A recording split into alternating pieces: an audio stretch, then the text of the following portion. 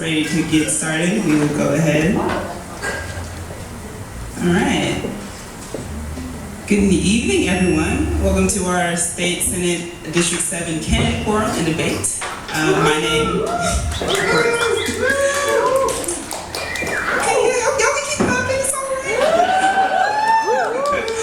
My name is Olivia Asamoah, and I am a board member at large for the East Bay Young Democrats. And my name is Ernesto. I'm the president of the Latine Young Democrats of the East Bay and the comms director for the East Bay Young Democrats. Together, we will be your moderators for tonight.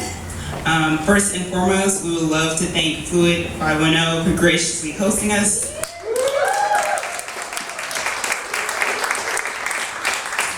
Fun fact, if you did not know, both owners are former EBYD members themselves, so give it up for Sean and Richard. Thank y'all so much.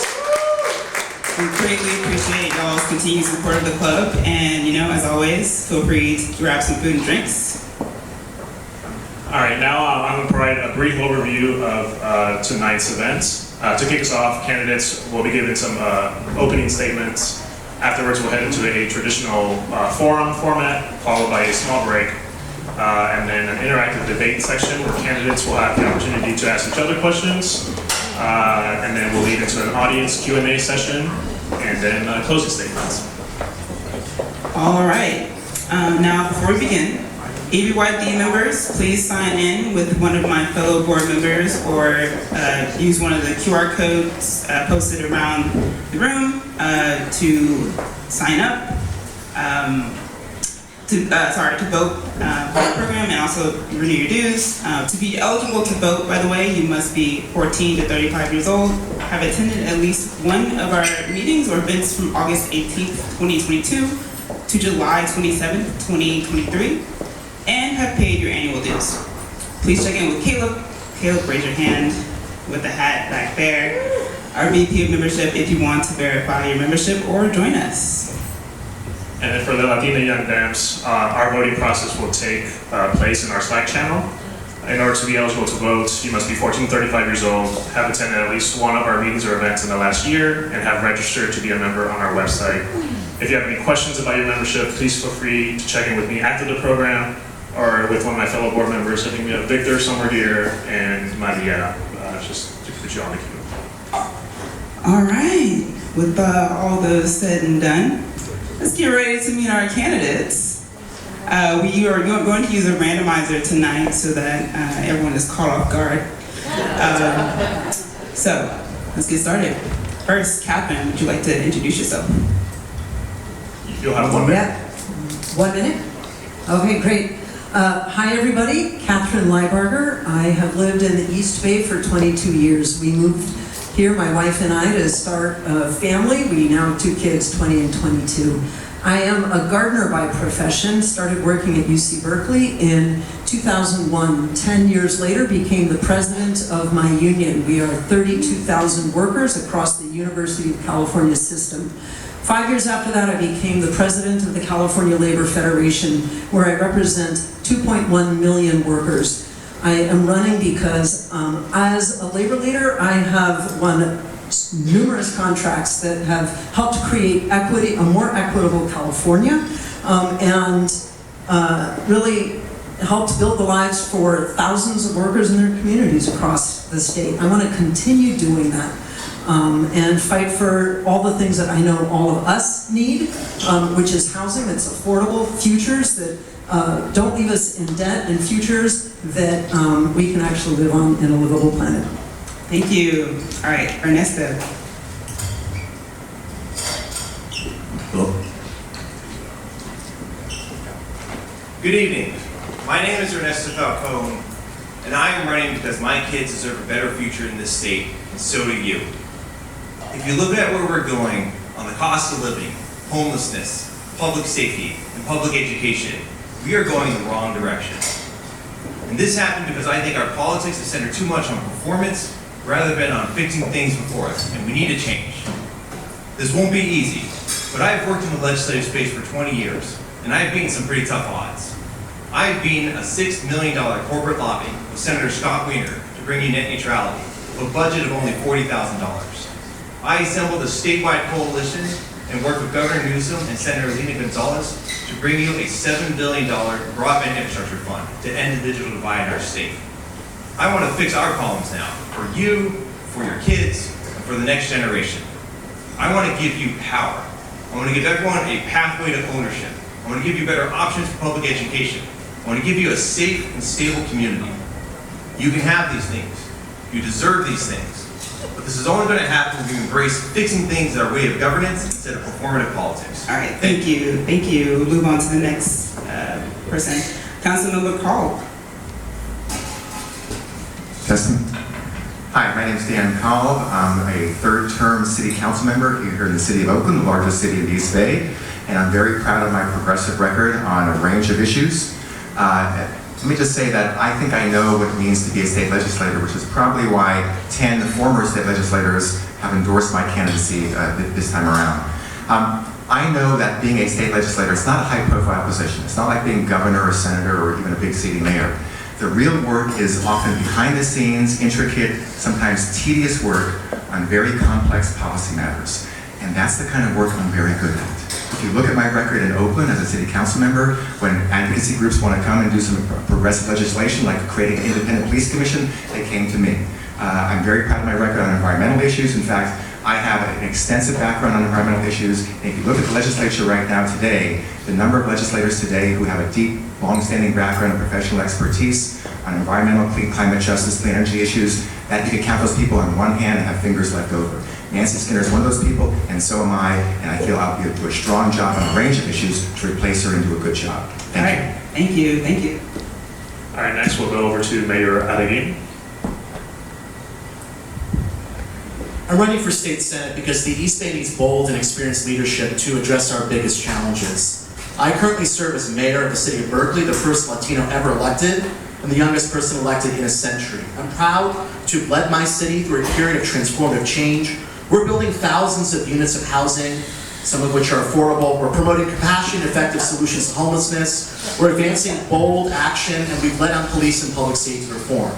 As president of ABAG, our regional government, I led the development of our regional housing plan for 440,000 new homes in the Bay Area, and I'm working to put a $20 billion housing bond on the regional ballot next year.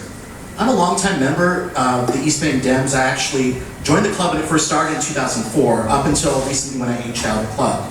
I'm a renter, I'm a millennial. I understand from a first-hand perspective the challenges facing young people in the Bay Area and the state. I want to fight for more housing opportunities, expand renter protections, fund mass transit, make education and healthcare universally affordable and accessible, and advance a new vision for public safety. Thank you. Next we'll move over to Assemblymember Swanson. Thank you so much for this forum. I appreciate seeing all of you here. I started out my career as a young Democrat working in the Shirley Chisholm campaign for president. We believed back then that an African American and a woman could be president of the United States. And after that, I worked for Ron Dellum's campaign. I became his district director. Following Ron, I worked for Congresswoman Barbara Lee as her chief of staff. Following Barbara, I ran and was elected to represent Oakland, Alameda, and Piedmont in the state assembly. I did that for 3 successful terms. I was chair of the labor committee. I fought for kids and families.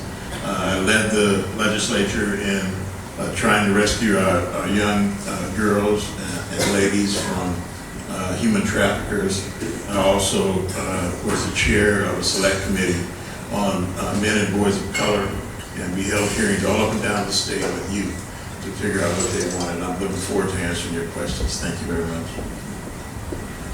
All right, and then Director Beckles. Thank you and welcome everyone. Jovanka Beckles, she, her pronouns. I am a current AC Transit Director.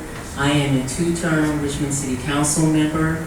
I have been a mental health professional for 34 years, 23 of those years working with children directly in Richmond. I'm a proud Teamster. I am a Black, Latine, immigrant, queer woman. I'm a labor and community activist. All of these things, that's my identity, informs the policies that I've made, that I've written and passed, that has gained Richmond and the East Bay national recognition.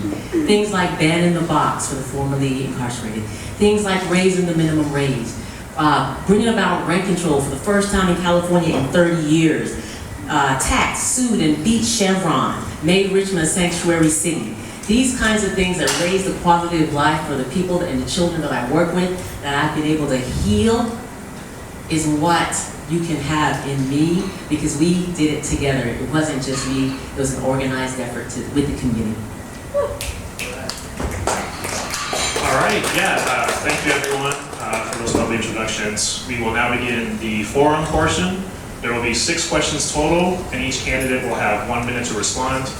Our fellow board member, Erica Neal, you might have saw her over there with the time cards. She'll be our timekeeper tonight. So make sure to please pay attention to her. We are a little nice right now in the intro, so we're not afraid to have our tech support cut you off if you go a little bit too long. All right, let's begin with an easy topic, housing. It is no surprise that housing and homelessness are the most talked about issues at the state and local level. It impacts so many of us and disproportionately affects our most vulnerable communities, including seniors and persons with disabilities, low-income individuals, students, the LGBTQ+ community, and Black, Brown, and Indigenous families. Question: what is your plan to expand affordable housing and tenant protections? We will start with Kathryn. We have to make sure we don't lose any affordable housing, that it stays intact. We have to protect renters. There have been attempts to repeal Costa-Hawkins. We have to keep at it. And then we have to expand affordable housing. It's got to be built with community-led input, and it's got to have high standards so that the people who actually build those homes can afford to live in them. I'm currently actually working on affordable housing. Through my union, we are insisting that UC divest billions from Blackstone, which is the globe's largest landlord, and invest in affordable housing using their considerable resources to make it so that students and workers in the community can actually live near where they work and learn. That is both good for housing and it's good for our environment. Thank you. Next, Director Beckles. Well, I'm really proud to say that of all of the candidates up here, I have actually done something about rent control when I was on the Richmond City Council. We passed the first rent control in 30 years. That was bold, that was progressive, that was innovative. And that's the kind of thing that we need to continue to have. I fully support repealing Costa-Hawkins. I fully support putting all of my effort into making sure that we have statewide rent control. It lost the first time because I think that folks weren't really paying attention, but we can help our neighbors, our families to pay attention this time when it comes back up on the ballot. We need social housing. Housing for the formerly incarcerated. We need social housing for our teachers so that folks can afford to live where they work. We need a region-wide approach and strategy, which means funding, statewide funding from the state. And so, how do you know you can trust what I'm saying? Well, you can look at my track record and know that I'm about what I'm saying. Time. Ernesto?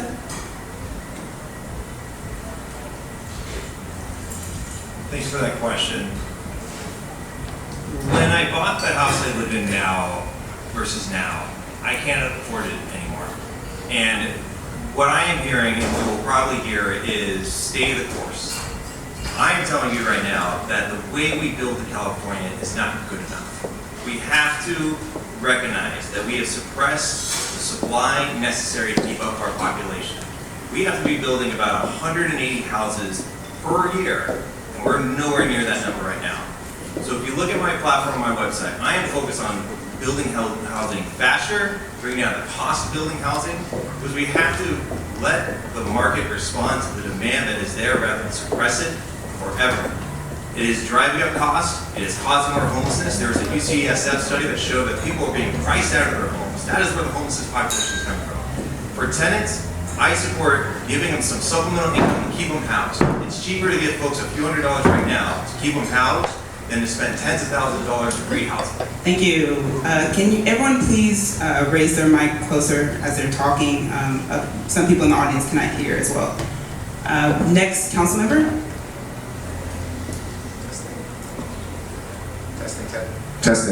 Sorry. Okay. Housing, thank you, affordable housing. First of all, let me say I'm very proud to have been acknowledged and awarded an Affordable Housing Champion Award by EDHO, the leading East Bay advocacy organization on affordable housing here. I'm very proud of that, and I'm going to continue to do my best to continue to earn that stature and that recognition. I've been a leader locally and statewide to try to repeal the Ellis Act and Costa-Hawkins. I'm not just going to support something, I'm going to actually go out there and campaign for repealing those measures and giving more local control back to local jurisdictions. On housing, we need to bring back a modified form of redevelopment focused exclusively on affordable housing. Senator Jim Bell, former State Senator Jim Bell from San Jose, has endorsed my candidacy because he was a leader on those issues, and you know I will be too. When it comes to renter protections, I've been a leader, not just a good vote, but a leader in Oakland. When Costa-Hawkins wanted to do a tenant protection ordinance in Oakland, it came to me and we got it done.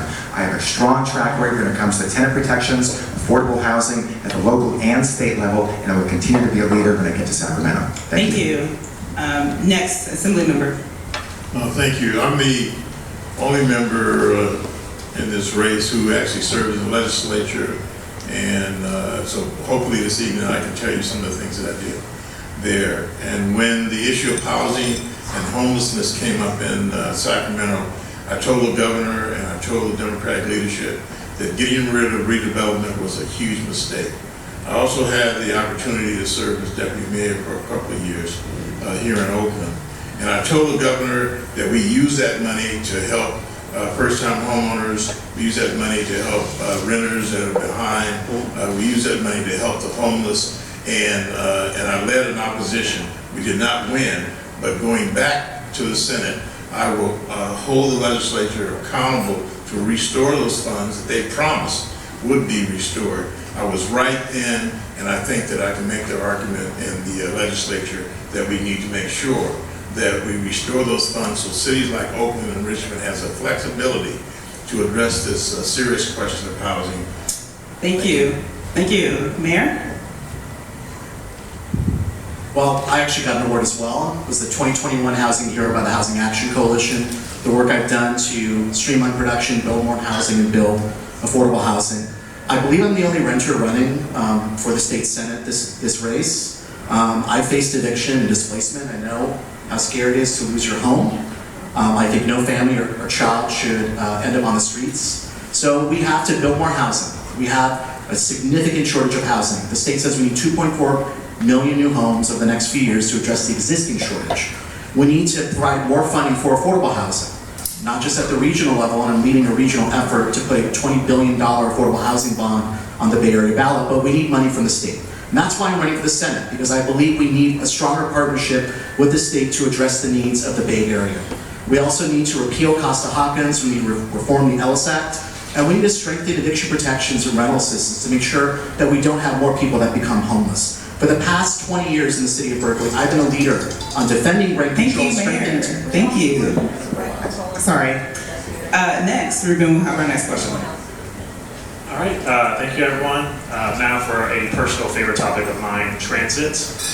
This issue is near and dear to me as someone who grew up in poverty in South Texas with a single mother, no access to a car of our own, and no public transit, and who has yet to apply for a driver's license.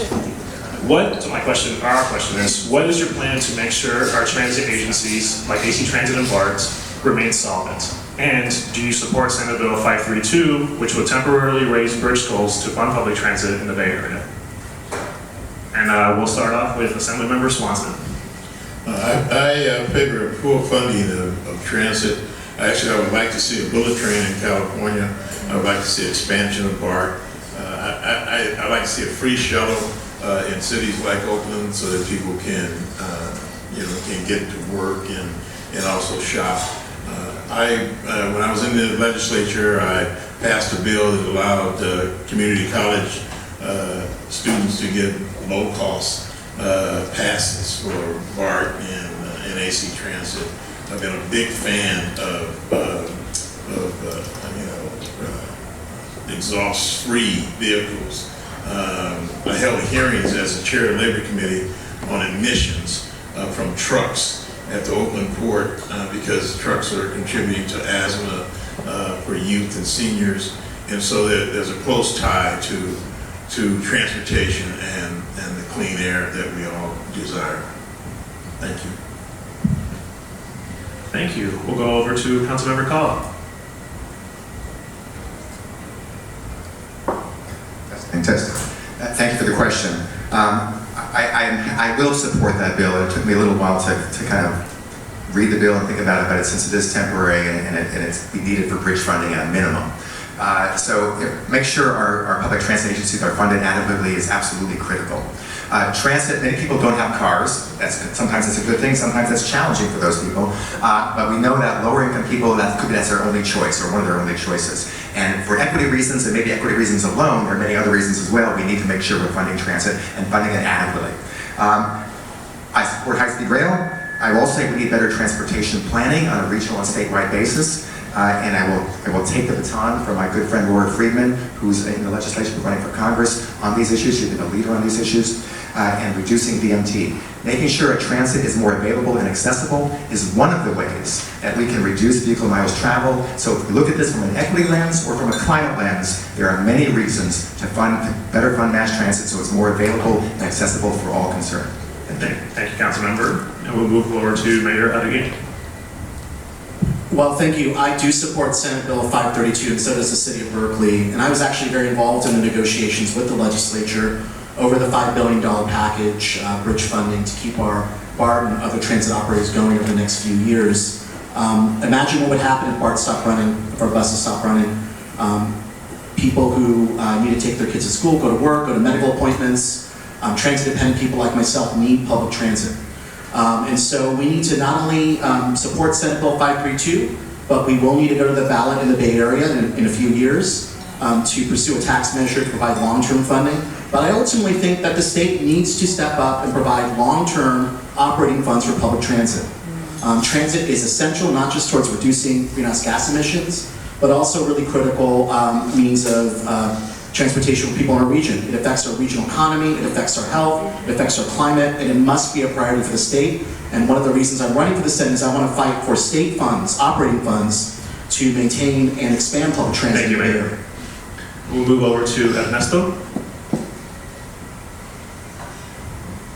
Yes, I support the bill to provide funding. I think we need to really decouple transit ticket sales as a means of financing BART. The world that we used to live in, where all of us commuted to downtown Bay Area, is gone. I think we need to embrace remote work. I think we need to embrace e-bikes. I think Caltrans needs to start looking at roads beyond just cars, but look at bikes and other alternative means. I think the reality about car ownership right now is the fact that the average age of a person who's buying a car, who can afford a new car, is 50. And we're going to electric cars, which are even more expensive. So we really have to batten down the hatches about alternative transit. We got to build homes closer where people work. We got to discourage employers who are mandating people to commute into work. I don't think that makes any sense. In fact, it's more productive when you get to stay at home, you get more time to yourself, and the company does better that way. So I think we need to embrace that new world, and I think making sure BART, and I agree with adding more public funding to self-sustain it is the future here. Thank you. We'll move over to Kathryn. Absolutely, we've got to expand public transit. It's been an incredible source of good family-supported jobs. They're often union jobs. Unless you're Uber or Lyft, they had a plan, and they have a plan, I think, to try to replace public transit with the kinds of low-wage, unrepresented work that you find driving a car. It's hard to raise a family on that. Really what we need is city planning so that people can actually take public transit. If they live near where they work, that becomes something they can do. For SB 532, I do support it. That said, I think that we've got to be careful about anything that is goes towards regressive taxes and punishes the people who actually don't have a choice around driving a car right now. We've really got to build policy around those folks.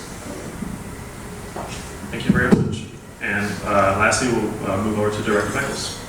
I'm not in favor of regressive taxes. I'm in favor of taxes that to put it simply, tax the rich. This is the 4th largest economy in the world. We should not be putting it on the backs of people who are already. School board races, forums, strikes, and marches. Education remains a hot topic in our communities, especially public school districts where students are primarily Black and brown.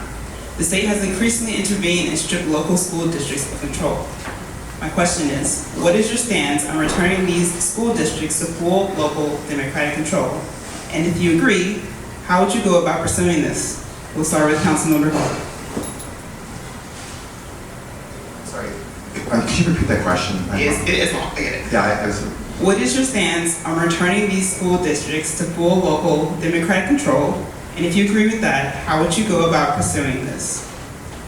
Well, that can mean a couple different things, whether you're talking about having the existence of charters kind of taking away control of local elected school boards and for control of the district, or if you mean like these state monitors that come in and tell local districts what to do because of some alleged financial troubles. So those are two examples of what you're talking about. Either one is problematic. Let's take it for charters. We have too many charter schools in Oakland. Most other cities have too many charter schools, and I support efforts to rein in charter schools. Remember, we're not going to disappear altogether. That's not going to happen. But we need to rein them in and make sure that local school boards, elected school boards, have authority to say no to new and renewal charters when they have good reason to do so, and financial impacts are a good reason. Second, we have to make sure that the analysis that the state does before they decide to take over local school districts is actually real and not kind of convoluted and made up. Sometimes they try to take over local school districts when it's not deserved. And I know Sandré knows this very well. We need to make sure that the local school districts stay in control. If there has to be state monitoring, that's fine, but monitoring is not the same as control. And Thank you. Mayor? Well, I also agree with Councilor Kalb that we should not be allowing more charter schools in the East Bay, while the Oakland Unified School District is actually closing schools. That is the wrong direction. I oppose the expansion of charter schools. I think existing charter schools should follow the same standards that public schools do as well, including labor standards. But I think with respect to having local control over our school districts, that is the best approach, because it also ensures that our teachers, the people that know best how to actually educate our students, are involved in actually making decisions around how our school district should be run. And so, yes, as much local control as we can give as possible, but we also need to make sure that we are investing and supporting our public school system to make sure that we can address the racial disparities in our education system, that our teachers are paid well, and that all young people, regardless of their age, their race, their background, are able to get a world-class education in the state. Thank you. Next, Ernesto.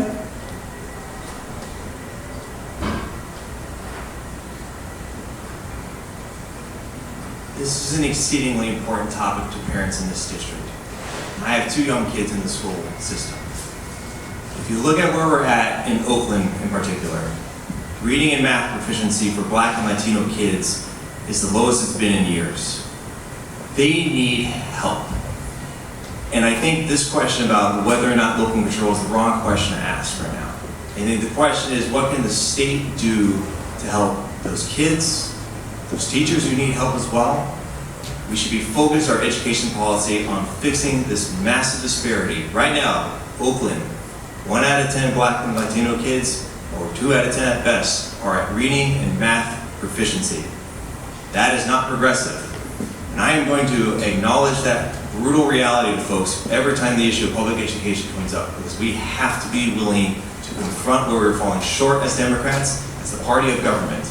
We have to be willing to focus on what is best for the kids as our education policy and nothing else. Thank you. Kathryn. So much to say. We need to increase funding, because honestly, when we have truly funded, fully funded public schools, and that means that we actually have to get rid of charter schools, and we have fully funded public schools, then that means that teachers and all the staff that support them are actually able to do what they're able to do. And the communities and the students are getting the resources that they need and deserve. Things like the change in school funding to local control funding formula has been a good shift. And we need to continue that. We need to make sure that teachers don't have to just teach to the test. Again, let teachers lead how we teach. And then more importantly, I know the Teachers Union is pioneering something called community schools, where actually parents, administrators, teachers, community members, students all have a voice in how the school develops. They also have wraparound services with food and other, healthcare, things that actually serve a whole community. And the recalls on school boards have to end. Lastly, Director. Oh, sorry, apologies. Assemblymember. Thank you. Most of my responses tonight are going to be about things that I actually did accomplish while I was in the state legislature. My very first bill on my very first day in the state assembly was to return local control to Oakland schools. It was the way the state was running the Oakland school system was horrible. And every year of my service, I've tried to make sure that local control was with Oakland, Richmond, and all the schools that had these administrators that were doing a terrible job. I think that education in this state should be our #1 budget priority. We should be in the top 10 percentile in spending for schools. Our schools need infrastructure support. We need smaller classroom sizes. Some schools have rats and mice in them. Teachers don't have the right resources or pay. And we should do more to make education our #1 budget priority. Thank you. Thank you. Director. So I want to say that all teachers should be making 6 figures, right? Because they are the ones that's educating our community. They are the ones that's educating our society. So I wanted to start by saying that first, because I do believe in local control. I'm a big fan of public schools. I think that we need to be funding our public school system, not defunding them, not diverting funds away from them, the private schools and charter schools, which is why when I was on the Richmond City Council, I voted for a moratorium on charter schools in Richmond, and we did that. We did that because of our strong belief that public schools is the way to go. It's the way that we need to do it. I also believe in community schools, and I support that and will do everything that I can to ensure that all schools in the East Bay are able to have community schools. I'm a wraparound facilitator. I've been doing that for 23 years in my role, and I see the difference that it makes when students have the support they need, when teachers have the support they need. Thank you. All right, thank you, everyone. We'll move over to the next topic. Climate change is another hot topic, literally, whose effects can be seen and felt across the globe. As we continue to find innovative new ways to address perhaps the biggest human issue of our lifetimes, we need our leaders to fight for the same vulnerable communities we've been mentioning in other questions. So this question is, as we pursue various green and blue new deals and transition from a fossil fuel-based economy towards a renewable energy-based one, how will you ensure that our most vulnerable communities are not left behind? And we'll start with Councilmember Kalb.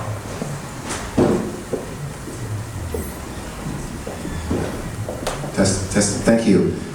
First of all, we need a whole suite of solutions. Ramp up our renewable energy requirements, cleaner vehicles, zero-emission vehicles, make sure we have the infrastructure up and down the state to actually invite people to buy those vehicles, subsidies for lower-income people, subsidies for infrastructure to make sure people can actually recharge them for electric vehicles, building electrification, reducing VMT. We talked a little bit about that earlier. That is critically important to reduce vehicle miles traveled if we want to get serious about having state action on climate change. And air quality. We were promised, the communities were promised that we would clean up the air as part of our, as almost a side effect of reducing greenhouse gas emissions. But the reality was that the environmental justice groups, the air quality advocates, were put on the back burner by some of the other advocates at the state level. I will not let that happen. I've pushed both before I was the city council member and during my time as the city council to make sure that air quality and other toxic issues up and down the state in impacted communities, lower income communities, are a high priority, and we're not going to throw them under the bus. We're going to make sure we get it done. Thank you. We're going to move now to Director Beckles. I'm a corporate-free candidate. I'm taking no money from the fossil fuel industry. I'm taking no money from developers or insurance companies, so you know that I'll be proposing only to you. So with that said, you know that you can trust me to ensure that our communities, I live in Richmond. Richmond is home of the multi-billion-dollar Chevron Corporation. And I was not afraid to take them on. We taxed them, we sued them, and we won. And the reason we did that is because we see that we are in a climate crisis right now. So the question is what will we do to be able to ensure that our communities like Richmond, communities like Deep East, right, are not left behind. We have to have a just transition for the workers as we transition away from fossil fuels. And you can be sure that as someone who is a corporate-free candidate, that I am not afraid to take on the fossil fuel industry. Thank you, Director. We'll move next to Kathryn. Yeah, the people that need to be at the center of decision-making and driving policy have to be those most impacted, certainly environmental justice communities, workers directly impacted as well as secondarily, and then honestly the generation that is getting this planet, and that's young people.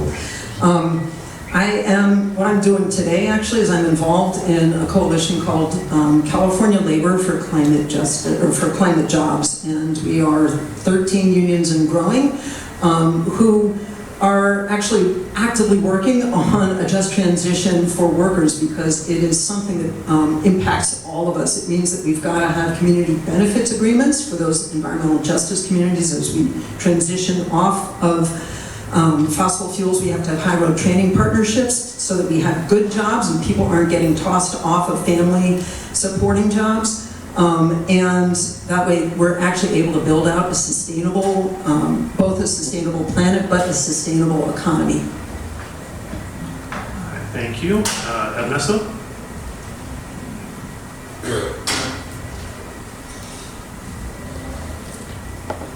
I think it is key that we transition completely off fossil fuels as fast as possible. But I will identify a couple of issues we're running into. The cost of transitioning to electrification of vehicles, for example, is going to cause a lot of struggle for people who can't afford a car. So we really have to get ahead of that now so that the transition to a clean vehicle economy doesn't result in hardships for people who lack the income to be able to make alternative choices in terms of their transit. I also think we have to really keep a close watch on costs. People are already struggling to make ends meet. We have to figure out how to transition to clean energy, and we also have to make sure that the costs don't go up for people as we do it. That is possible, but it requires us to rethink how we build in this state. That requires us to build a lot more than we're doing right now. We don't have enough solar production, enough solar panels being built out there. We don't have enough ways to meet the demands yet. But I'm determined to get us there because I'm determined to figure out how to get this state to build Thank you, great Ernesto. things again. We'll move over to Mayor Arreguín. Well, I agree that we need to center impacted communities and workers in how we are developing climate policy in the state. And there's a lot of talk about just transition, but what does that mean? And we can't leave people who have been working in these polluting industries without a plan for where they're going to go next. And there are fossil fuel facilities in Senate District 7. Yes, we need to shut those down, we need to transition them, but we also need to create good, clean, green jobs for those people as well. I'm proud on the Bay Conservation Development Commission. I helped develop and pass our environmental justice policy. Any permitting decision along the San Francisco Bay now must center environmental justice in the decision making that we're doing. We need to make sure that environmental justice centers the climate and electrification work of the state, but also we need to make sure that working people can afford electric vehicles, that there are resources to ensure electrification and energy efficiency of multifamily buildings, that they're not being left behind. And we'll move to Assemblymember Swanson. Thank you. In the Assembly, I had a 95 to 100% voting record on environmental issues. I feel California should lead the world in clean air initiatives. But I also think that our environmental strategies have to have a practical impact on the streets of our cities. I passed bills that dealt with dumping.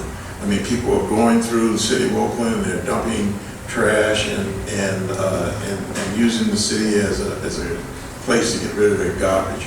I worked on Clean the Bay activities, developing wetlands in California.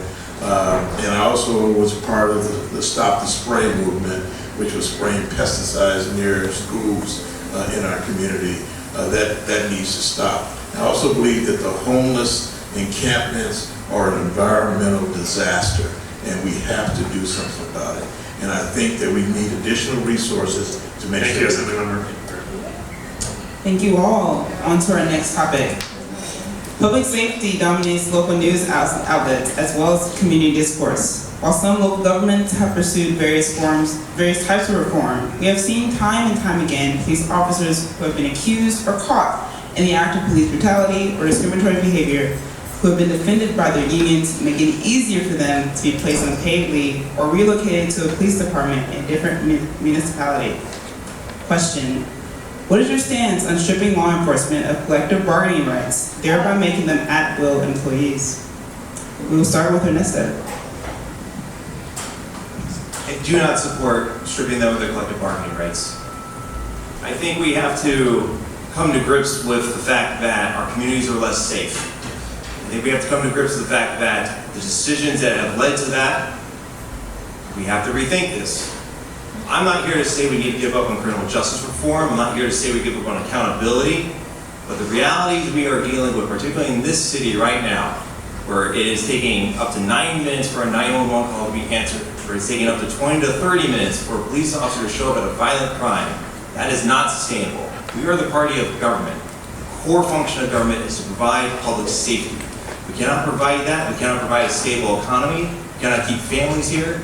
And we are failing as Democrats. So we have to account for our mistakes here. I think defunding the police has set us in a wrong trajectory, and we need to rethink our approach. Thank you. Next, Assemblymember. Yeah, I absolutely will never support stripping unions or public response to people's right to collectively bargain. That's just antithetical to everything I believe. I believe that there has to be constitutional policing. I think we have to hold officers accountable. In 2009, when Oscar Grant was killed on a BART platform, and the community was outraged, and they came to me as a legislator. I wrote a bill. That bill put in place the first citizen review board and police auditor position in any mass transit system in the state. I believe that we have a current crime wave. We need more officers, responsible officers. I called the other day for a crime task force to direct this escalating crime that's taking place in our community, where people can't walk home from shopping or drive home from work without being, carjacked. We have a problem, ladies and gentlemen. Thank you. Thank you. Director?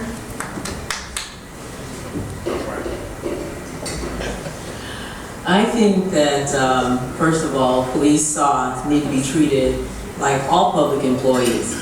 If I hurt one of my clients, or if I kill them, I'm gonna be fired right away. I'm not gonna be sent on a paid vacation, right? Paid administrative leave, that's all it is a vacation. They get vacations for killing and hurting people. That's not how other employees are treated. Other employees have to take responsibility. In fact, we'd probably be on our own.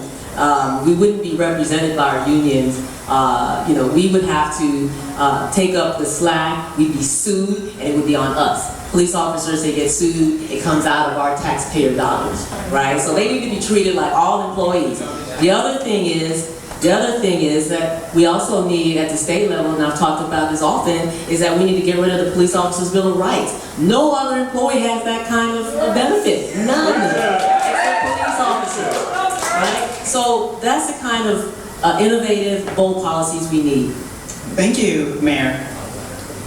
I also don't support prohibiting police officers to be able to bargain collectively for wages and benefits. But I do think that laws in our state do give too much power to police unions. There needs to be more balance. There needs to be more accountability. We are facing a public safety crisis in the East Bay. We are seeing people who've been victimized, but we're also seeing people that have been victimized by police brutality. There needs to be a balance of accountability and reform. And that's what we've been focused on in Berkeley. We are putting forward a new vision for public safety that's focused not just on making sure that we can keep our communities safe, but also through constitutional policing, good training standards, but also making sure that we have different public safety responders to be able to deal with behavioral health calls, people who are experiencing homelessness or may have a substance abuse crisis. We should not be sending people who have a badge and a gun to be able to respond to those calls. And I do think that we need to make sure that we can have neighborhood, community-oriented policing so we can address the issues on the ground in our communities. I think a balance of accountability and reform is Thank you, Kathryn. Yeah, I think we have to talk about what makes for real safety and real safe communities, and that's for everybody, especially Black and brown communities. That means we actually have to address what's at the root of the kind of policing we have, which is white supremacy. When we understand that, we know that actually racism is at the root of all the other systems that kill Black and brown people. Hospitals kill more Black and brown people than the police do every single year.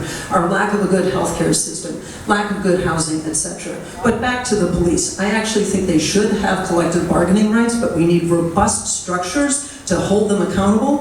Absolutely, they should be held accountable the way that other public sector workers are. They do very difficult work. I think that though when we start to create real safety, not rooted in white supremacy, then we begin to reform the whole system. Thank you. Councilmember?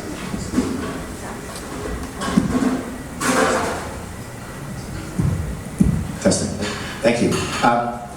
Obviously, you need a comprehensive approach to reduce public safety. Everybody I've ever met, including every police chief I've ever met, says you need a comprehensive approach. It's not just police. But we need to make sure that we include extensive funding for rehabilitation in our state prisons, which will allow us to eventually close a few state prisons, because if fewer people will be there, that will lead to less recidivism, and reentry services at the county level. Those are fundamental priorities that I will bring to Sacramento in terms of funding and investment.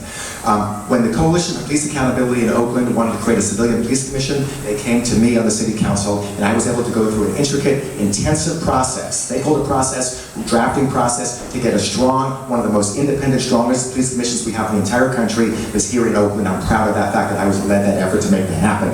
However, I do not support taking away collective bargaining for any union, police union as well, when it comes to wages and benefits and your typical things you collective bargain. The problem is the discipline system. If they use their union to have a discipline system that doesn't work. Thank you. Apologies. All right, and we're entering the last question of this section of the debate. Last but certainly not least is labor. Workers build our communities, businesses, and institutions, and workers also run them. Over the last couple of years, we have seen a shift in the unionization efforts of California state legislature staff. Several of us in this room, myself included, are legislative aides across different levels of government, and we feel the strain and toll that comes with working in public service.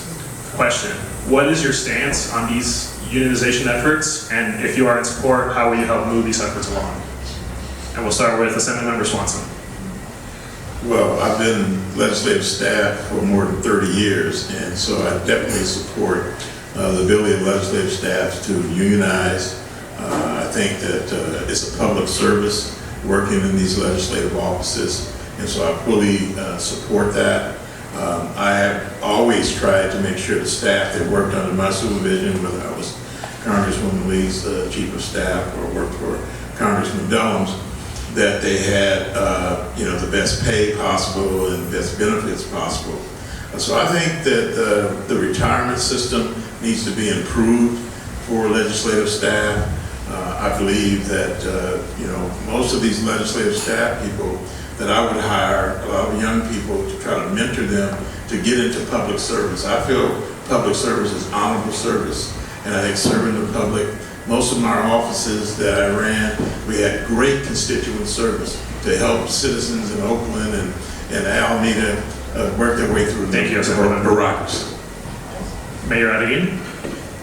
Well, I support the right of any worker to be able to come together to unionize and bargain collectively for fair wages and benefits. If it wasn't for unions, I would not be here today as mayor of Berkeley running for state senate. My grandfather was a union sheet metal worker, and my father's a union electrician.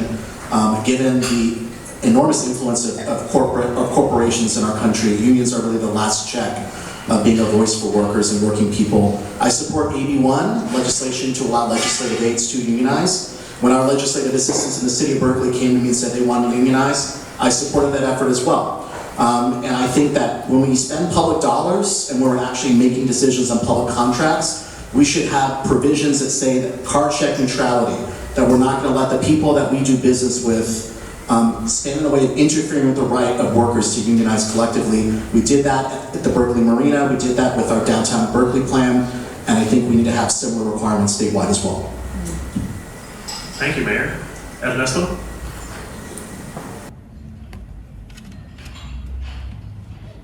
So I actually unionized my own workforce, and the difference between being an at-will, I used to be a congressional staffer in an at-will position, it really is pretty brutal, because you can just be let go at any moment, and the protection and your livelihood is always at stake based on the whim or will of your employer. I would vote for unionizing staff in Sacramento in a heartbeat. Because here's the thing about what's really troublesome in our public service, particularly in the legislative space, we don't pay them enough. You know what that does?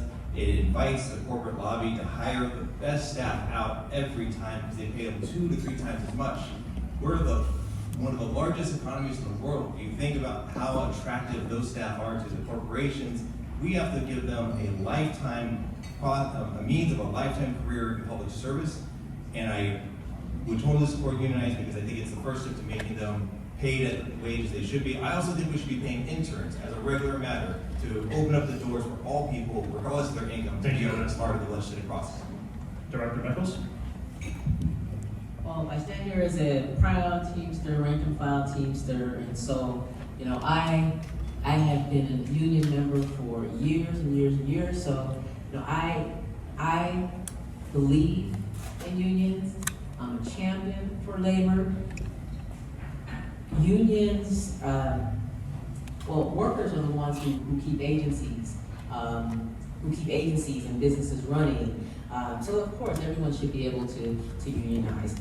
Having union protections really helps workers to, helps reduce anxiety, it helps us to have more pleasant workspaces. Now I know that, you know, some of us are struggling right now. I know SEIU 1000, they're struggling right now to get, you know, their contract. And so I'm sure their workspace is not very pleasant right now, but it offers hope, right? Because together we will win. It offers hope when we know that we have others who are going to be able to help us.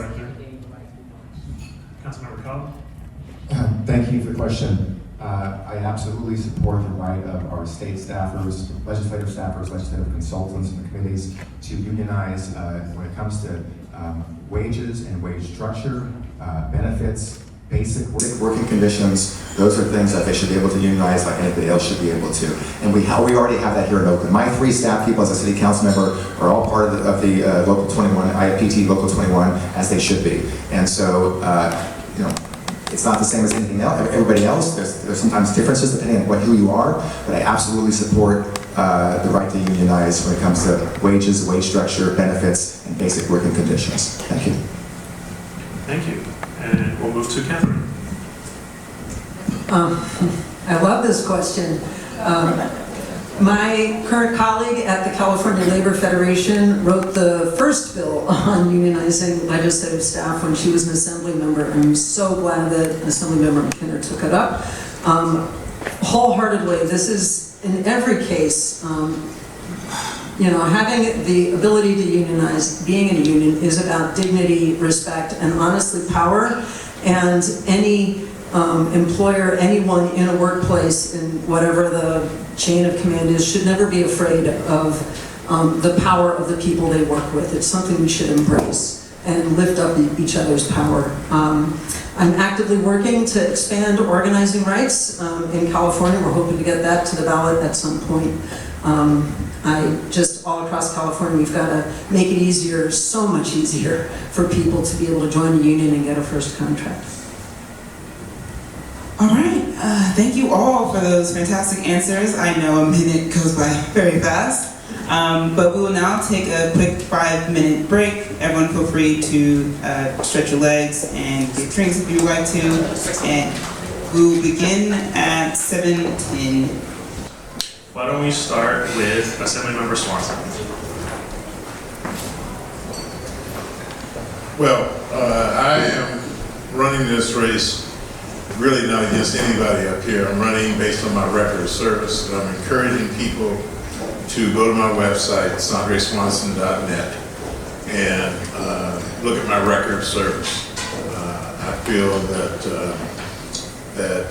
that's the fairest way to judge us.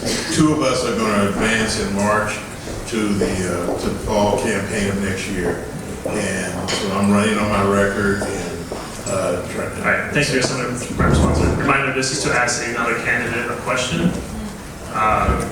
Was that your attempt at just sacrificing that and not wanting to? Okay. We'll move over then to Mayor Arreguín. Well, I guess my question is to Ms. Lybarger. Do you support ending single-family zoning in California and establishing parking minimums for new projects? I support density, so single-family zoning and parking minimums. Yes. So we've got to have density. We've got to have dense housing, and I know that single-family zoning was done in California because we had sprawl, because of redlining. That said, there are a lot of families who, for them, owning their home is their equity, right? It is for a working class family, sometimes that's everything they've got. So I think that we've got to be really thoughtful about this. That said, building more dense housing can be a more affordable way for more people to enter into housing as well. Parking minimums, currently, so many people actually don't have a public transit option, so we've got to build housing that's not punitive for working families. If we're going to get rid of parking for cars, then we've got to do it with a thought towards who's got the ability to not drive to work. Thank you, Kathryn. It's a great way to look Is there forward. another candidate who would like to ask a follow-up question or make remarks? Raise your hand. Darren.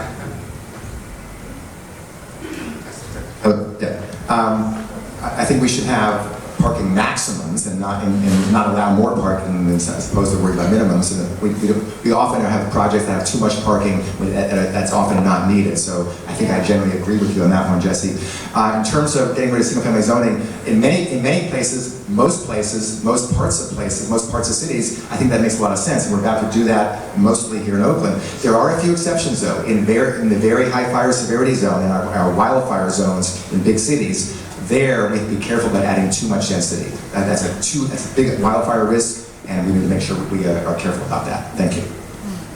Thank you. We'll move next to Ernesto.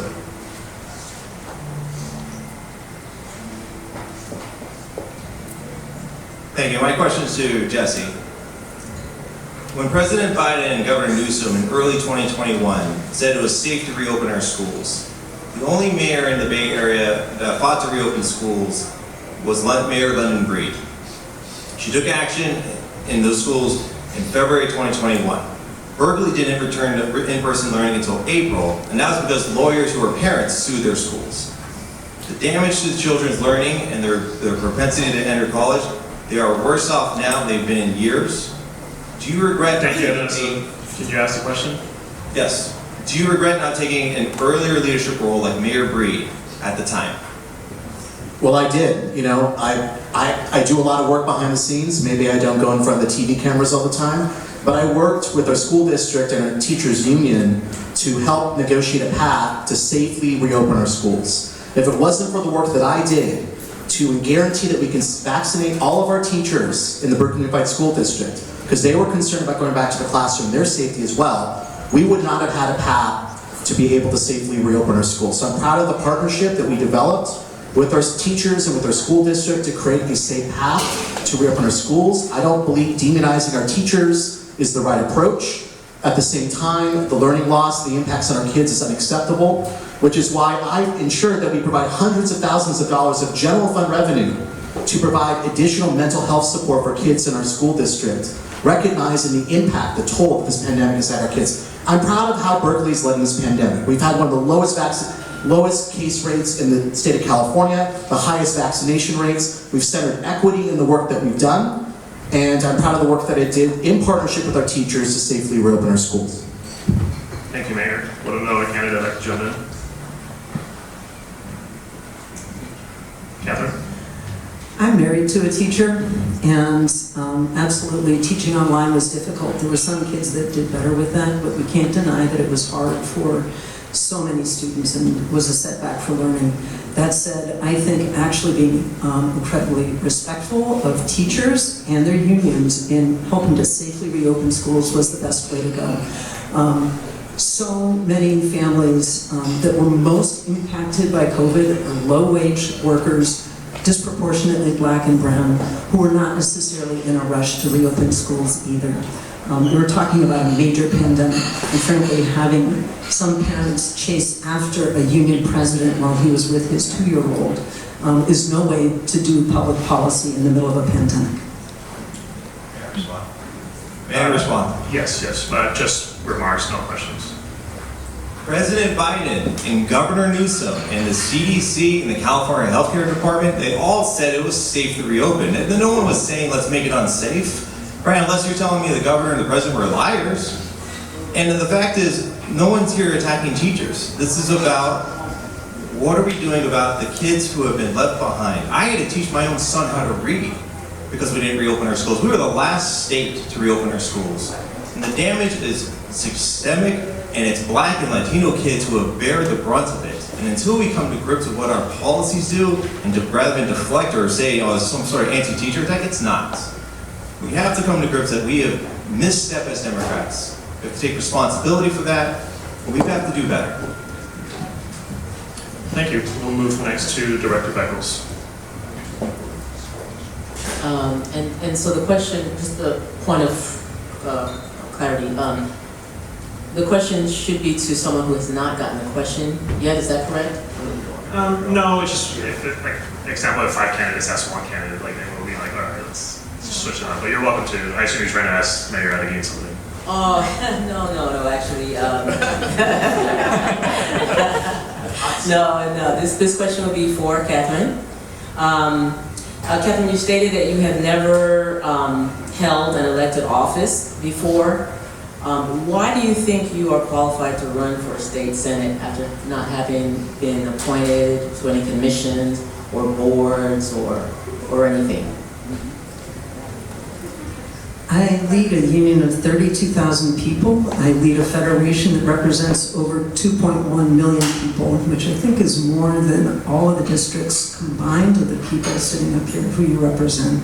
I move bills every single year. I'm currently working to place an ACA through I'll be testifying next week in the legislature to place on the ballot a chance for Californians to vote to amend the Constitution to extend California's basic labor standards to the 250,000 people that work at the University of California. I'm someone who has written bills, advocated for bills, worked hard to get them across. I might be one of the best qualified people up here when it comes to experience. Can I say something? I definitely respect Ms. Lybarger's experience as a labor movement leader. I think we actually got arrested several years ago opposing contracting out of workers at UC. But I think there's a difference between theory and practice, and to be an effective legislator, you have to actually understand how the legislative process works, how to write legislation, how to negotiate and whip votes. And that is the experience that I bring and some of us bring as being elected officials. In my case, I've been elected official for the past 18 years, even though I'm 38. I have, on the rent board, Berkeley City Council, as Berkeley Mayor, and as a regional leader, demonstrated how to translate values and ideas into actual meaningful governmental action. And I think that is the kind of leadership this district deserves in the California State Senate. Thank you. We're limited into 1 candidate. Kathryn, you're welcome to respond. I would also just end that I think what you have before you is a panel of people who are really steeped in public service, every single one of us, and I really honor the work that everyone up here has done. Thank you. We'll move next to Councilmember Kalb. I'll ask Director Beckles. So let me read a quote. This is from President Barack Obama.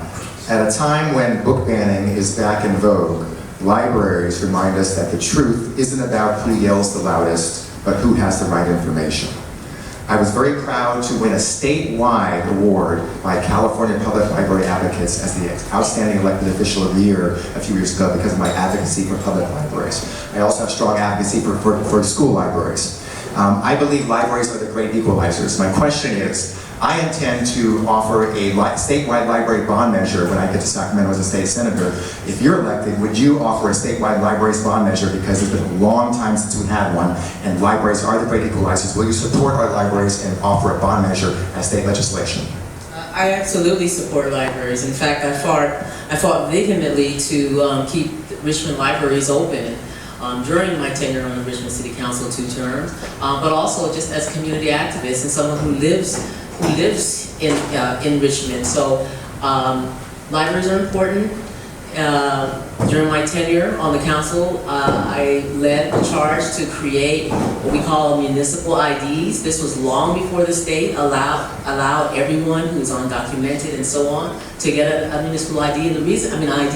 And the reason for that was because I realized the importance of people, community members, children, to be able to go to the library to study, to get books, and to read. And so I absolutely support libraries, and whatever we can do to fund them and keep them open is critical and important to me. Thank you, Director. Ernesto? I also strongly support libraries, and I would add, I think the state of California needs to really get a hold of what is happening with books, the transition to ebooks, the power of Amazon, raising costs, not just libraries, but also schools. And we need to start figuring out how to preserve free knowledge. Right now, we are losing that in our library system. You talk to any librarian, I've worked with the American Library Association for years. It is a real threat to our culture centers, and I think the state of California should fight on behalf of libraries in addition to building them. Thank you. We'll move next to Kathryn. I have no questions. All right. With that case, I think we'll have enough time. We have more time allotted, so if the 4 candidates who are participating want to ask the second question, I'll go ahead and randomize this again.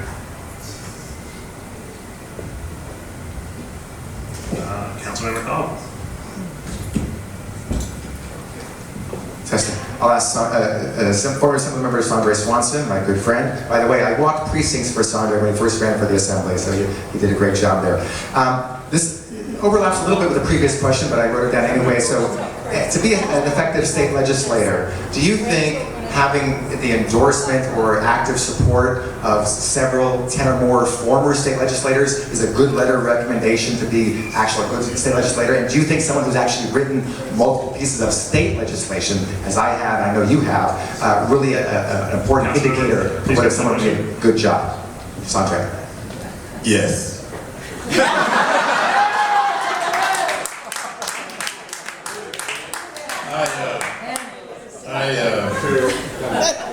I'm proud of one of the things that happens when you go to Sacramento is that you can write a bill on anything you want. I chose when I went to Sacramento to write a bill to try to rescue our young people from human traffickers. Thank you, wife. And I also went after programs to try to help young men of color.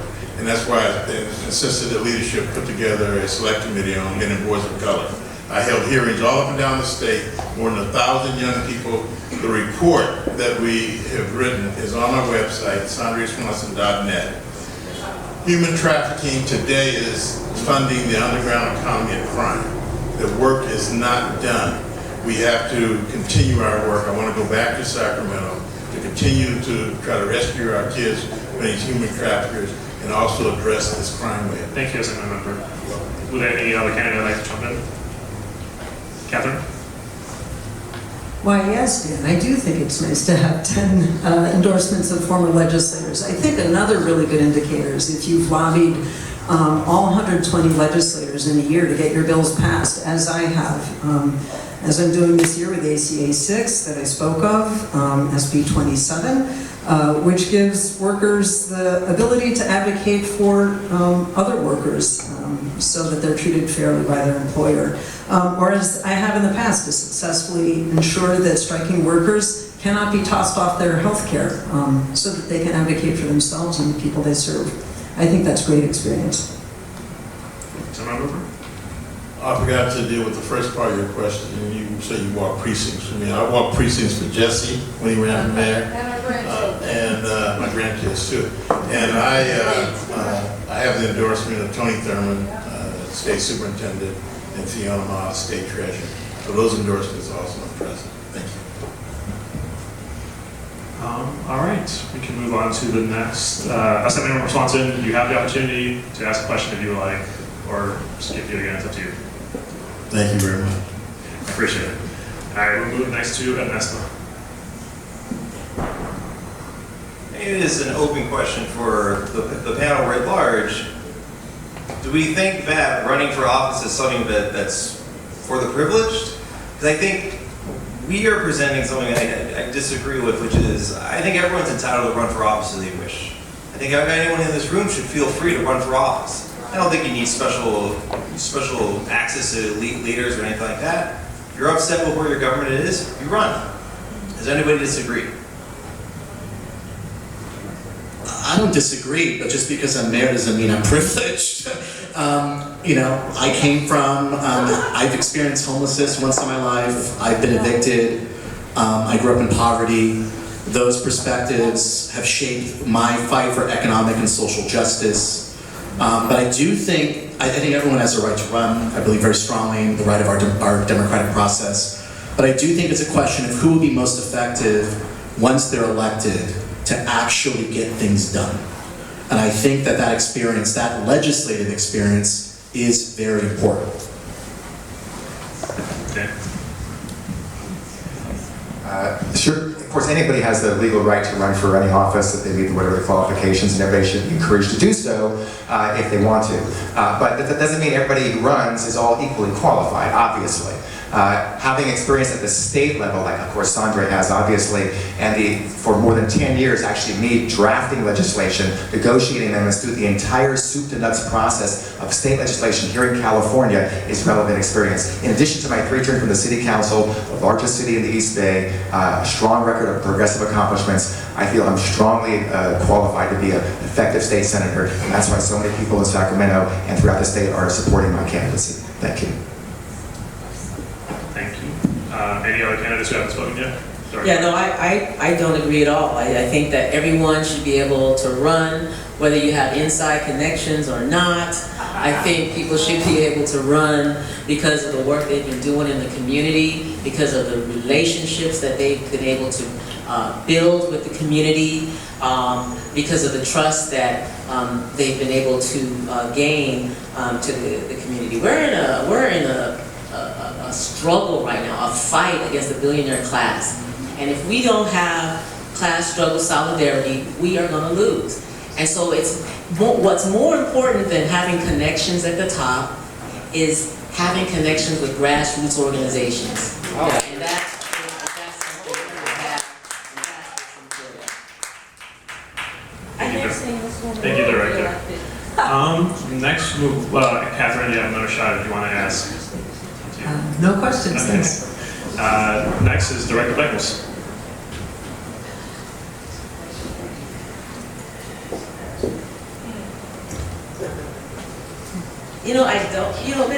Let me see, who do I want to pose this to? I have a question about, well, maybe to the Assemblymember, former Assemblymember, Swanson. You've done some really wonderful things that I have so much respect for when you were in Assembly. And I'm curious about maybe some of the things that you've done in recent years, in recent months. Okay, well, the last big proposition that Alameda County dealt with was called Measure C. Measure C was designed for child care, more child care money for Alameda County, and also for trauma care for our young kids. I worked on that campaign for 2 years to try to help win that initiative, and we got 63% of the vote. It's going to mean millions for child care for our community, and it's going to expand trauma care in Alameda County. So I'm very proud of that work. I also have been working to help youth, that at-risk youth. So I'm very passionate about this question of at-risk youth.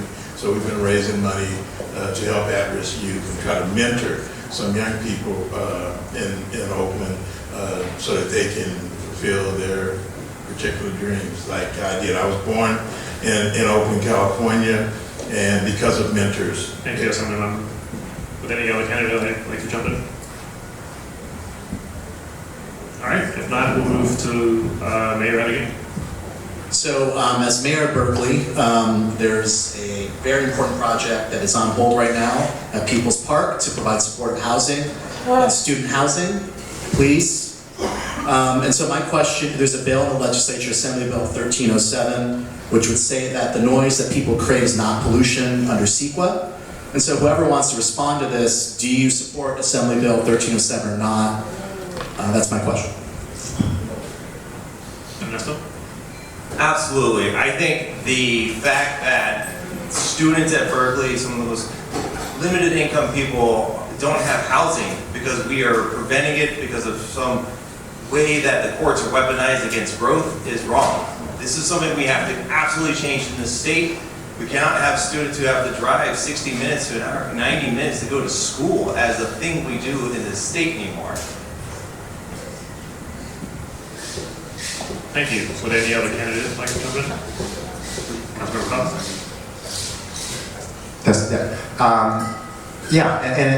I actually read that bill, and I know about the project. I had asked Councilman Robinson about the project, and I had a lot of questions early on, and after those questions were answered, I felt, yeah, I think it's a good project. And nothing's perfect, but it's a good project. And the bill is very narrowly tailored. Right? I'm not in favor of massive CEQA overhaul. I think that's a bad idea, and some people are wrong on that issue. CEQA is a very important law. However, sometimes tweaks are necessary. And surgical, carefully crafted tweaks are okay. Massive overhauls to gut CEQA is not okay, and I will defend CEQA even though it's occasionally abused. Thank you. Thank you. Any other candidate? Can I say something? Of course. Well, obviously I support the bill, and I do think we need to look at CEQA and how we can streamline the process to build housing. We are facing a housing emergency in the state. We need to have strong environmental protections, but we do need to make it easier for us to build housing now. Quick response to that. I agree we need more housing. I absolutely agree on that. But we can't be blaming CEQA as the primary reason why housing doesn't get built. Yes, there are abuses, and we should not be okay with those abuses, but we can't throw out the baby with the bathwater. The CEQA reform cannot be a baby bathwater kind of thing. The law is too important. We need to have more housing of all types, as I agree with you, but let's be careful about going too far in gutting CEQA. That could be a bad idea that we would regret down the road. Thank you. Any last candidate want to say anything? All right. If not, next portion. All right, thank you all, everyone. We will now move into our audience Q&A.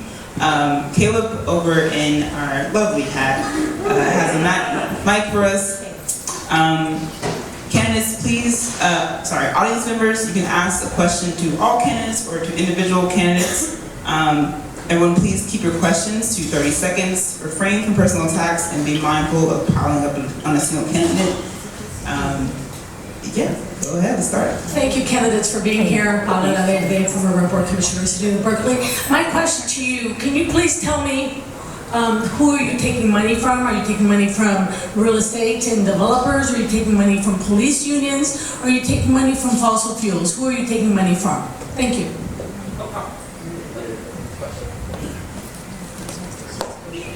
Sorry.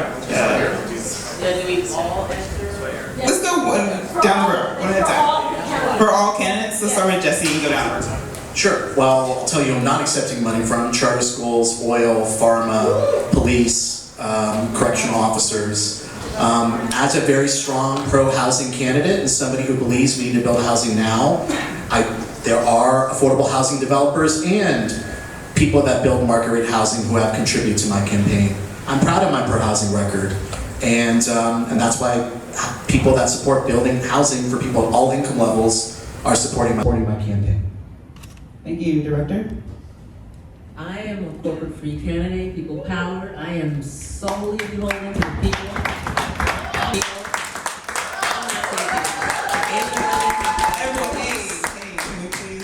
I'm not taking any money, appreciate it. No money from police, no money from developers, no money from fossil fuel industry, no money from insurance companies, just small donors like yourselves. That's how we do it. Thank you, Ernesto. I decided to start my fundraising with my professional network, my friends and family, and not to go to any of the PACs. I don't think it makes sense to start with them because they have very clear political agendas of what they want. So I wrote my platform based on what I believe will fix the problems in our district, and the supporters that I gain on the way to that are supporting what is already public and before you right now. I won't take any money from fossil fuels because they're not going to have any reason to support me because I believe in a clean energy economy. I believe we have to rethink about how we're building housing. I think we have to change our status quo. So anyone who supports me on that, I will accept their support as well. Thank you, Councilmember. Thank you. The biggest chunk of money, if you look at my report, will come from people involved in environmental advocacy and the clean tech world, solar energy companies, people who are advocates or work with those kind of companies, or are environmental natural resource advocates. If you look at my record, you look at my report, that's who are the biggest chunk of my contributors. People who are engaged in affordable housing advocates, affordable housing managers, developers. A few of them do a little bit of market rate housing, but it's almost all affordable housing. Those are people, not surprisingly, are supporting my campaign as well. I'm not taking any money from insurance and fossil fuel and landlords. Of course, not going to give me any money. Landlords, police unions. These are people who are not going to give me money anyway. But even if they try to, I will not be taking it. I will say this, because this might happen. I was told it might happen. If a solar energy company, as a company, wants to give me money, and that means they are a corporation, I'm going to say yes. I'm not. The oil companies give money to their candidates, right, all over the state. If a solar company wants to give money to me, we should say next, Kathryn.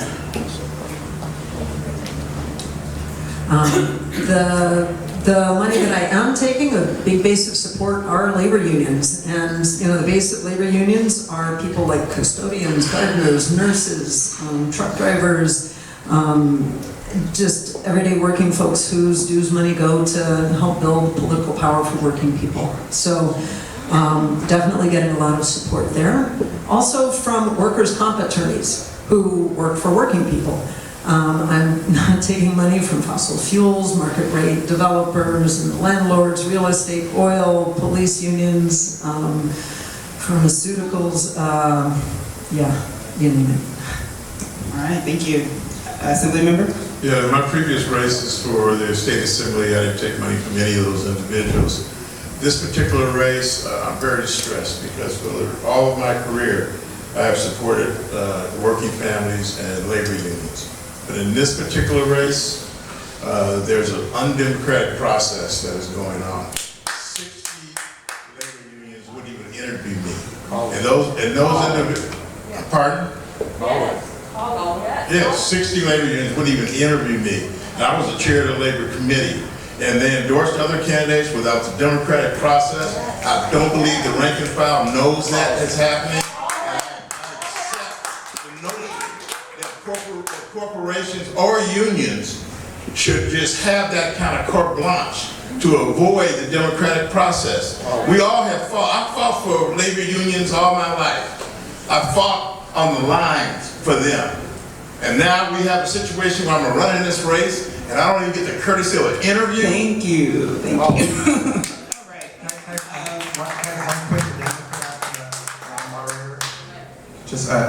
I just want to say, just taking off what Sandré just said, there are a couple people who worked for a statewide union who endorsed a different candidate who felt so guilty they gave me individual contributions because they know I'm the strongest candidate and been a champion there. And there are a couple examples of that. There are other unions that had interviews where they knew I was going to be out of the country and have requested a different time and they pretended they didn't know. So there is some mishigas going on with some of the unions. Not most, but some of them. So that is a reality, even though the unions are good people.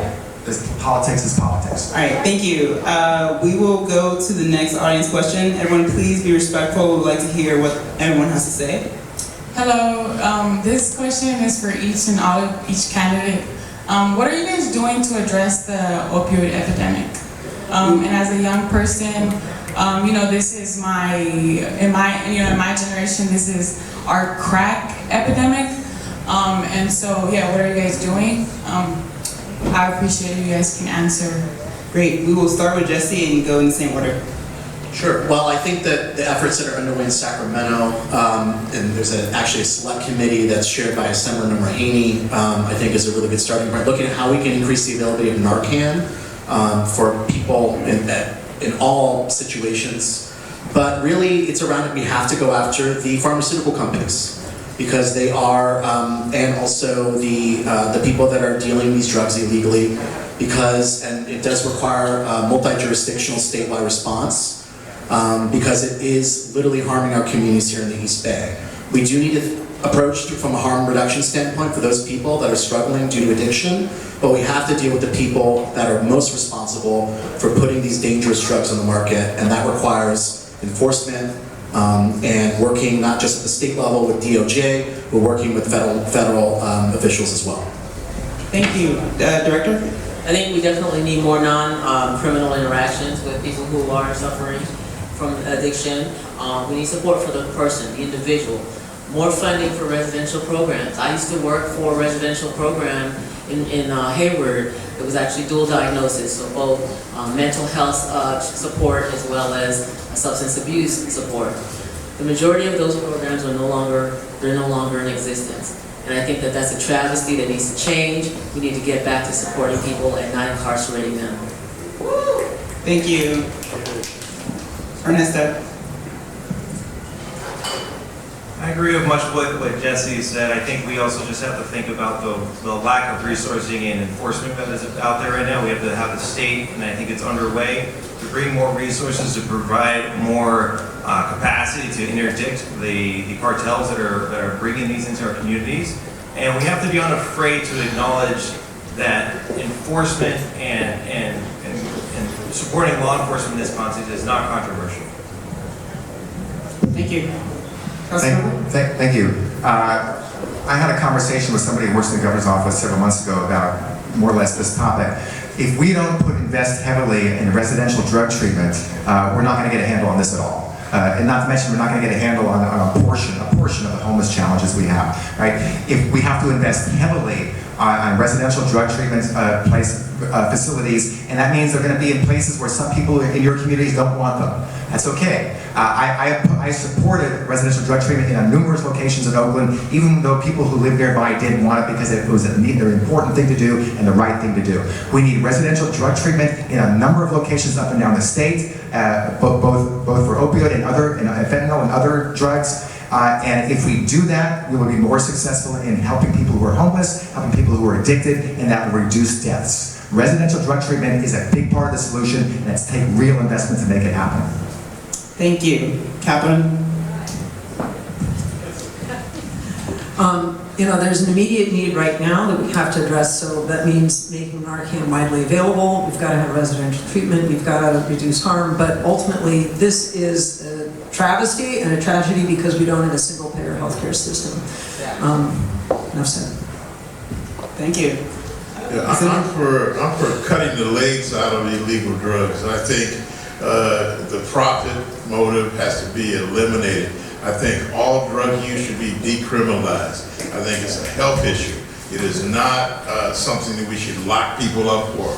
And we should get on developing clinics. When the clinics in California, these hospitals were eliminated during one governor's term, yeah, I know you know who he is. And but we really, this criminalization question, this facade of this war on drugs, it is not what we should be about. Decriminalize all drugs and open up clinics so that people can be treated as a health issue.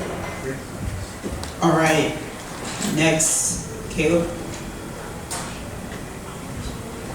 All right, this question is about schools and local control. It's a fun topic.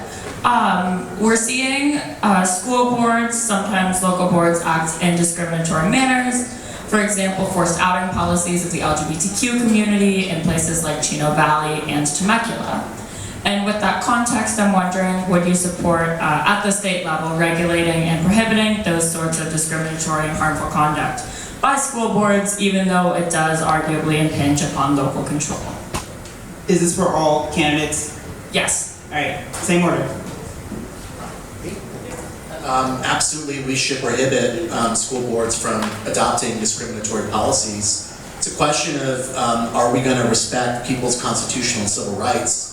And I think it's fundamentally unacceptable that trans students and LGBT students and all students don't feel safe in their schools because of right-wing conservative ideology that's being put forward by elected school boards. So I think we need to make it very clear that that's not acceptable, just like marriage is a constitutional right in this country, and I know there's a constitutional amendment that's coming forward to repeal Prop 8 and actually clarify that marriage is a constitutional right in California. We need to ban discriminatory, undo discriminatory laws that discriminate against people because of their race, gender, sexual orientation, age. That's not who we are in the state. Thank you, Director. Yeah, our civil rights are under attack, our freedom are under attack, our democracy, is under attack. We are under attack, and so, the answer is absolutely yes. Absolutely, I support regulating those kinds of conducts. I think for me, I believe, and I believe most of you believe this, representation matters.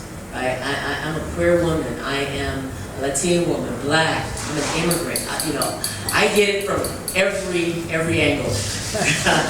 And so, who is going to be the most passionate when it comes to creating policies? It's going to be those individuals like myself who experience these type of lived experiences and really get it. These types of attacks on a daily basis, whether it's micro or not.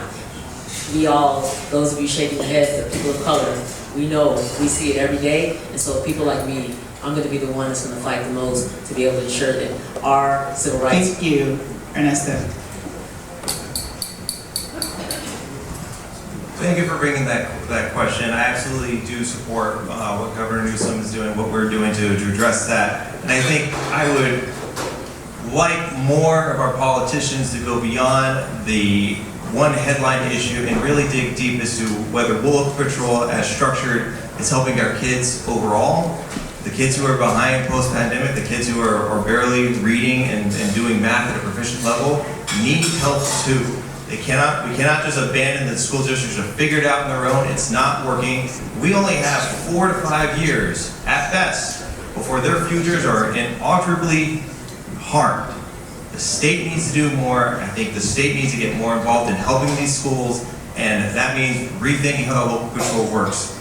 Because it's more than just this issue, it's many issues right now. Thank you. As one comedian said recently, unless some people are taking a hardcover To Kill a Mockingbird book and hitting people over the head and killing people in a school, we're looking at the wrong priorities here. Right? This is a serious problem, and we should be focusing on gun violence in our communities and not book banning. In fact, the state of Illinois passed a law that prohibits local jurisdictions to ban any books. I'm going to introduce that very same law in my first 2 years as a state senator. Right? Enough is enough. These crazies, these people, I don't want to say certain words, who are in office in certain jurisdictions around the state, around the country, even in our own parts of our own state, need to be stop banning books and start making the education system better for the students in that district, and work on community-based gun violence, anti-gun violence, and grade level literacy, and stop worrying about stupid-ass book banning. Excuse my language, my apologies. Thank you. I agree we need to not be worried about stupid-ass book banning. So absolutely, school boards don't get to decide to go back to segregated schools. We already have de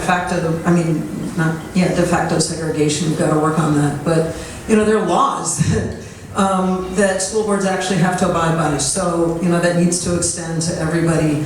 I'm for doing the things that DeSantis is not. I believe that we need to teach history that's real, facts that are true, and talk about how diversity actually makes us stronger and celebrate all of that. So we actually need to go the opposite direction and do all the enrichment that makes all of our communities so much better. Thank you. Thank you. Yes, I would support those legislative approaches. I think we are under attack. Our civil rights are under attack. The Supreme Court has already demonstrated that it's going to try to roll back all of our rights. I also believe diversity matters. I also believe Black Lives Matter. A lot of people say Black Lives Matter. And when I decided to run for this office, I noticed that there were no African Americans in the California State Senate from Northern California. Not one. And so I decided that, given my qualifications, that I would run. And because I felt that I could do a great job as I have done before. And that's why I'm running on my record. But civil rights is under attack, and I will be one of the champions for you to address that issue. Thank you, everyone. That will conclude our audience questions. Ruben? Yes, we want to be respectful of the time from our candidates and our hosts. We did have an 8 o'clock stop, so we're going to move over to the end where candidates will have 1 minute each to provide their closing statements. So randomize it. We'll start with Director Beckles. Well, thank you so much for coming out here today. I ask for your support. I ask for your support because we are living in some desperate times. And as Sandré said earlier, right now the California State Senate, out of 40 senators, only has 2 black senators. 2. One of them terms out next year. So I'm asking you not to support me just because I'm a black woman, a Latinx woman, an immigrant woman, I'm diverse. I'm asking you to support me because I'm not a single issue candidate. I'm an environmentalist. I'm a social justice warrior. I'm a democratic socialist. I'm a Black Lives Matter activist. I'm a transit activist. I'm about increasing health and income equality and having more affordable housing. I have improved the quality of life for the residents where I live, and I have gotten, it's because of these types of bold policies that I ask you for your support. Let's work together because that's what we need to win what we are working hard Thank you, for. Director. We'll move next to Mayor Arreguín. I'm running for state senate because I want to bring bold progressive leadership to our state. My priorities include building housing now and strengthening tenant protections. We need to address homelessness as the moral crisis that it is in our state. I want to advance smart, progressive solutions to public safety. I believe that healthcare is a basic human right. I want to fight for universal single-payer healthcare, as well as a full-service hospital. All debates is going to close unless we take action. And make sure that Berkeley and West Contra Costa County has access to a full-service hospital. I will fight for transit access, and I will fight for climate justice. I'm honored to have been endorsed by Dolores Huerta, State Senator Dave Cortese, State Senator Bill Dodd, the state building trades, the carpenters, the laborers, and over 60 elected officials from throughout the Bay Area and Senate District 7. But I'm asking Young Dems for your endorsement because I'm one of you. I will be one of the only renters in the state Senate. I'm a millennial. I understand the challenges facing young people in the state. And I want to fight for young people and fight for a better future for our state. Thank you, Mayor. We'll move now to Kathryn.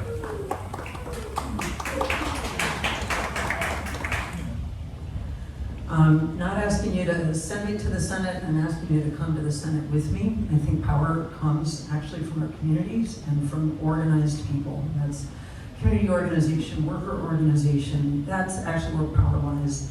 And I'm running to help extend that power into the legislature. We have a lot of issues, to put it mildly, facing us that are on the front burner. But this is a crowd where this is your world for the next some decades, and I'm absolutely committed to housing that you can afford, to education that's not going to leave you deep in debt, to a future that you can actually raise a family on if that is what you choose, and to a climate that you can actually live in. These are things that we can do. It's going to take someone who's willing to take risks. That is what I do. Because I know that when we fight as hard as we can and go absolutely at what we have to, we can win. Thank you, Kathryn. We'll move next to Assemblymember Swanson. Well, thank you for all coming out. This is a tough decision for you guys, because it's a good group of people up here. I'm running based on my record of service, and that's why I invite all of you to go to my website and look at that record of service. I served during the time of a great recession in the legislature. We were up all night trying to deal with budget issues. We're heading for another recession. The state budget deficit is $30 billion right now. During that debate, I never compromised your interests. Matter of fact, I opposed Democratic leadership. I opposed the governor to try to make sure that the poor received their proper consideration and that this district didn't lose money. They said if I didn't vote for this budget, they would take my chairmanship. They took my chairmanship, they cut my staff, and I still didn't vote to cut senior pay to senior citizens, to just decimate the poor. I didn't do it, and I wouldn't do it again. Thank you. We'll move next to Councilmember Kalb. Thank you. I'm very proud to run on my record, both as my time before I was a city council member and my time on the city council. I haven't been an elected official my entire adult life, but I've always been a public servant, an activist, an advocate, someone who understands policy making. I've done that for my profession as well as volunteer work from time to time, whether it's on affordable housing or, as most of you know, my professional background is working on environmental issues, climate justice, clean air, clean energy.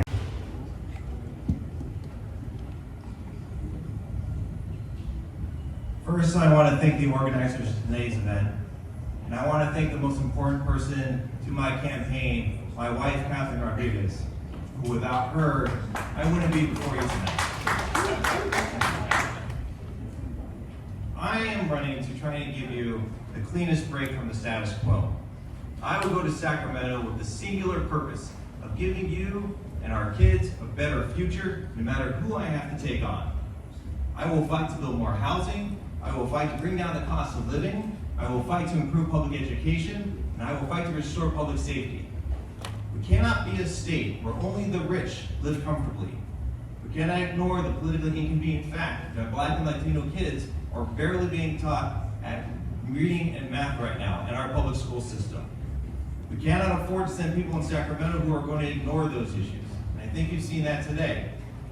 I am running to give you a better future and a new direction on leadership instead of more of the same. Join me and help me return power to the people. Thank you, everyone. That will conclude our event for the night. We would like to give a special